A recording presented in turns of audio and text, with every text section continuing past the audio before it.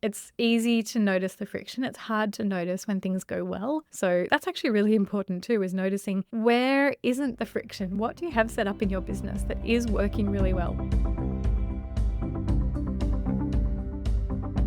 Welcome to the Differently Aligned podcast for neurodivergent business owners. I'm Adina Levy. I'm an autistic ADHDer, business coach, speech therapist, professional educator, and multiple business owner. I support neurodivergent business owners to create businesses that are sustainable, enjoyable, impactful, profitable, and burnout free. I provide safe spaces for you to share with like-minded community who get it, me included. Everyone is welcome here, whatever your neurotype, gender, race, any other intersections, and special, fantastic, unique things that make you, you are welcome here. This podcast is recorded on the Aboriginal lands of the Gadigal and Bidjigal people. I acknowledge traditional owners, elders past and present, and extend my respect to any First Nations people who are listening in. If you've been around for any length of time, you'll know that I love systems. I love automations. I love processes. I love streamlining, all of this. And it's something I'm quite active in monitoring in my own business, and I very much enjoy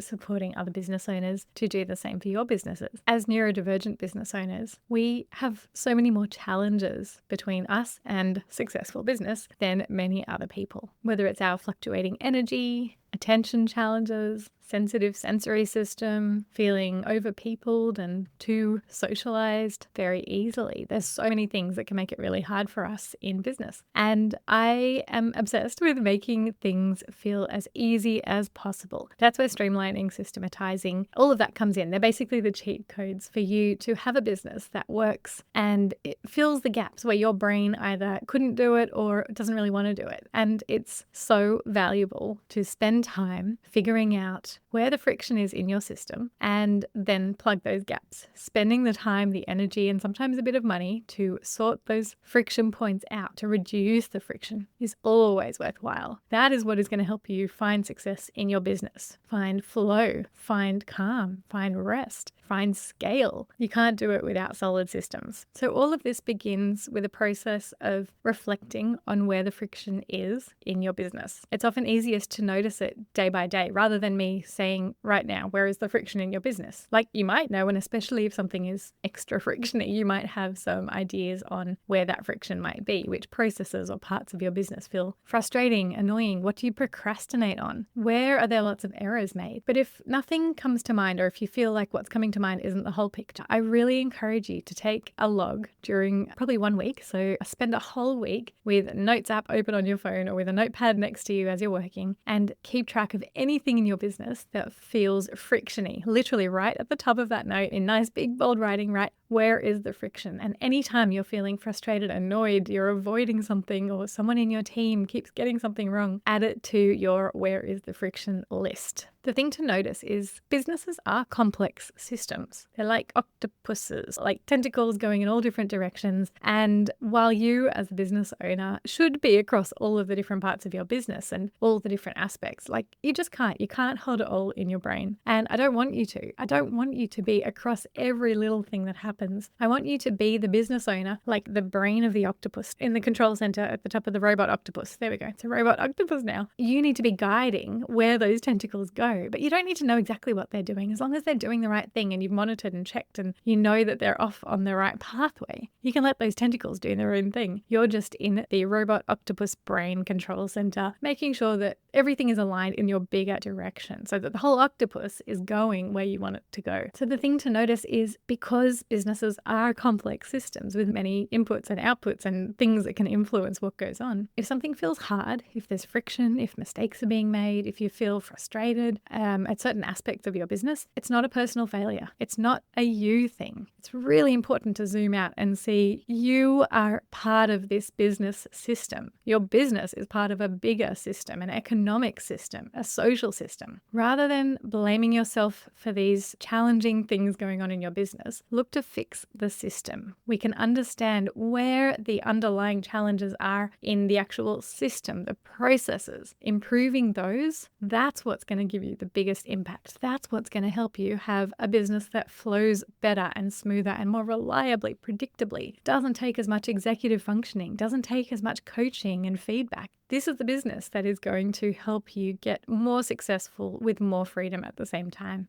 In the last few weeks, I've been busy putting into place a new core business system throughout my two businesses. They are legally one entity, my two businesses are. And so in most cases, I kind of share an online platform with both businesses. I am just very careful to delineate which leads or which sales, things like that, which comes from which business. So there's a nice little efficiency that I have there where I've basically built them to kind of have the same business model, more or less, and the same behind the scenes tech stack, more or less, across both businesses. Between myself and my VA, over the last couple of months, we'd identified a few areas that were feeling really clunky in terms of our back-end admin and how we're dealing with all kinds of things. And I'm going to list some of these things for you in a moment. What became really obvious to me was that I needed a full-on CRM. CRM is Customer Relationship Management System. A lot of you are at Allied Health, so Practice Management System is a CRM. It's basically a platform where you're keeping track of everyone who goes through your business and data about them, and it can have other things like appointments and notes and calendar bookings and payments. So I have been using HubSpot CRM, like the free version, for quite a long time. I have it set up and it does a lot of really clever tracking and analytics. It's connected with my Meta Pixel. So I use Meta ads like Facebook, Instagram ads quite heavily in my businesses, at least at the time of recording. Kind of wish I didn't have to, but it's been, the best way to meet people like you, probably, depending on how you came to my world.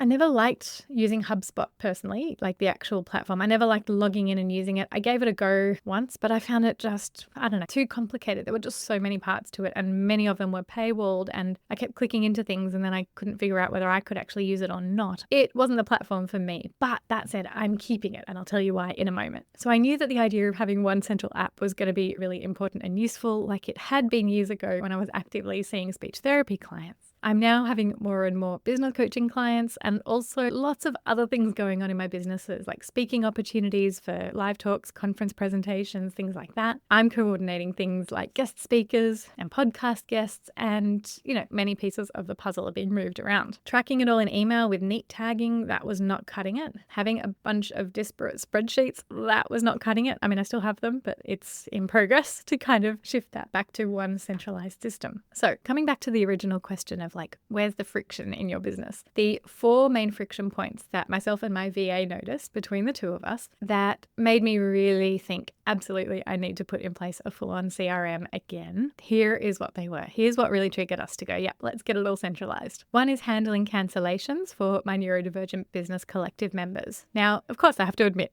people cancel sometimes. The reality is I actually embrace that in a strange way, kind of like I embrace unsubscribes from my email list. I'm really joyful and happy when somebody is in my world in the way that supports them and fits them. And if it's not right for them in that moment and they need to leave, I completely understand that. I keep it very flexible. So as much as I love it when people stay and continue to get value from my neurodivergent business collective membership, I make it very easy and I'm going to make it easier, in fact, for how people can leave if they need to. So at the moment, when somebody does cancel, we track all the membership stuff in one spreadsheet right now. So, who the current members are, who the past members are, the date they joined, at what point, like what launch or what period of the membership they actually joined the membership. When someone does leave, if they do share why they've left, then I track that data. It's all in the spreadsheet. So it's a really great spreadsheet. But once somebody initiates a cancellation or sends us an email asking to cancel, it then creates a short list of sort of subtasks that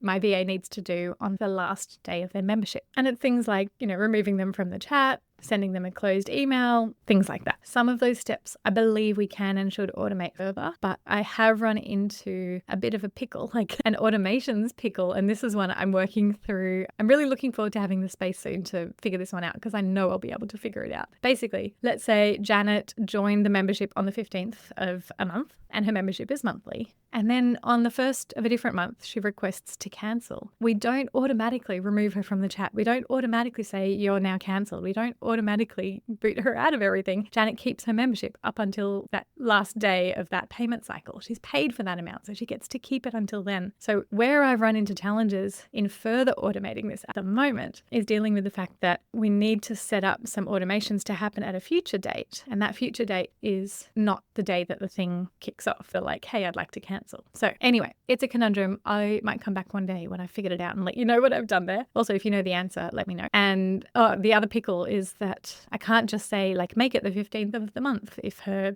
payment date is the 15th, because what if her payment date is the 31st and there's no 31st on a bunch of months of the year, and then it gets tricky too. So I'm halfway through solving it. In the meantime, I want to make the semi-automations much smoother. I want to make it really easy to track the data, to find out how many current members, to send a message to all the current members. I mean, I do that. That's also tracked quite well in Kit, where I send my emails from. Being able to pull the data of like, in the last 6 months, what were the main reasons why people left? All of these are things that would be much better done if I can centralize everything in a CRM. So that was friction point number 1, that, we're working on automating more steps around that and centralizing it all. Friction point number 2 is when I finish a launch for either business, it's really important that I take the time to analyze, where did people come from? So the people who bought the thing, where did they come from? How did they find me originally? How did they find me recently? How did they find the thing to go and buy it? So this is something that I am getting much better at, and I've systematized much more in my business. I still sometimes miss doing that, or I do it much later, like just while I'm planning the next launch of the next thing,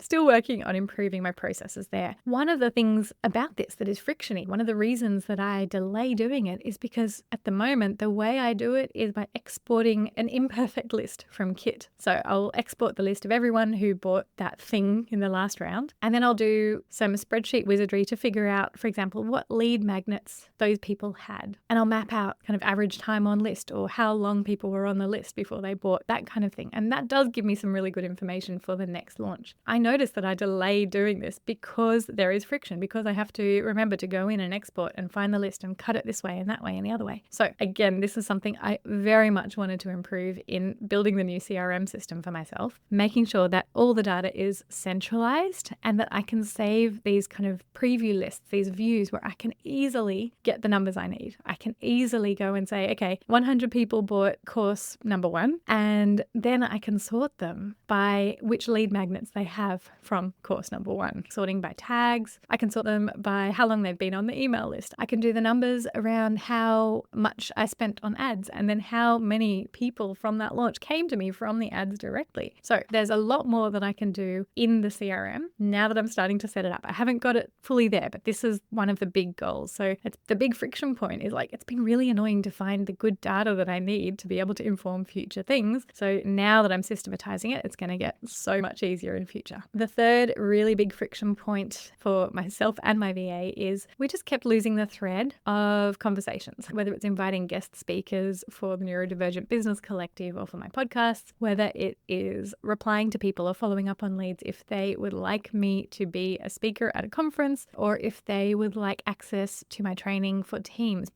That's predominantly through my other business, Playland Chat. And also following up when a team is about to run out of access and, to see if they want to continue the access for the following year. So we have tried different systems and none of them have been very good. So we've definitely had a very leaky funnel in all of those areas. And so a proper CRM has really good pipeline tracking, and that is the way that we're going to not lose the thread of all of these really important opportunities. So we're just starting to use that much more systematically, rather than just kind of keep an email snoozed in the inbox and kind of hope that we'll remember to follow up as it comes back into the inbox a month later or something like that. We're going to actually have it built into the proper system, and it will be very clear to go, well, what opportunities are open? What do we need to review? All of that. So I'm really excited to build the workflows and to make sure that we're not losing opportunities. Honestly, financially, that might be one of the biggest impacts that I can do for my businesses. I hope it pays up. It's not even going to be very complicated. The fourth friction point, it's a little one, but a little big one. And it's just a nice little delightful thing to fix because I use a bunch of systems. So let's just say previously it was like Spreadsheet and Kit, used to be called ConvertKit for emails, and ClickUp for tasks, and Kajabi for hosting,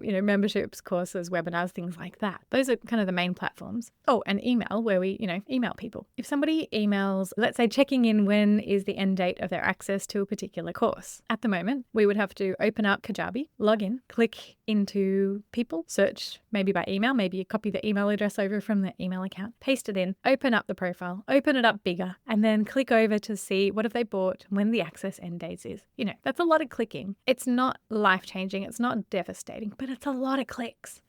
So what I desperately wanted to implement was something so that in the CRM, in the centralized little system, we should be able to say, Jane emails about her course access, wondering when the end date is. We should be able to click next to her name and straight away open it up in Kajabi. And boom, there's Jane's account, and we can just easily see and respond straight away. We're just taking the friction out. Similarly, Jane might email and say she's registered for this thing and she didn't quite get the welcome email, so she's just wondering where it is, which does happen a small amount of the time.